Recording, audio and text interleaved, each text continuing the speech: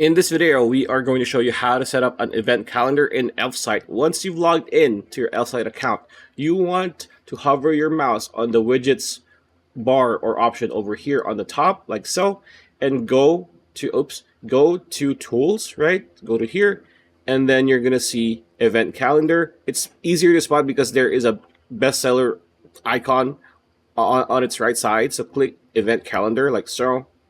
It's going to bring you to its own page, and here at the bottom you're going to see create widget for free, so click that. This is where we can choose the event calendar. As you can see, we already created it, so view widget, right?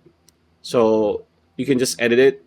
So this is practically what you're going to see when you first set it up. So you can manage events manually. You can import from CSV. You can connect to your Google Calendar. When it comes to your layout, you can choose a layout from list to grid to masonry, slider, month, week, day. We're just going to stick with list. Group events by, you can go year, month, day.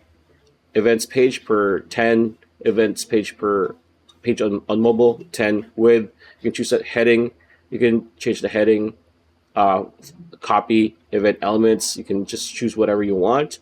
Say with past events, you can do that. Filters, you can, tweak everything. Style, you can tweak everything. You can customize as much as you want, and after you're done, you can just click publish and you will be good to go. So pretty much it. That's a video. Hope you liked it. Like, comment, share, subscribe, ring that bell icon. We'll see you on the next video.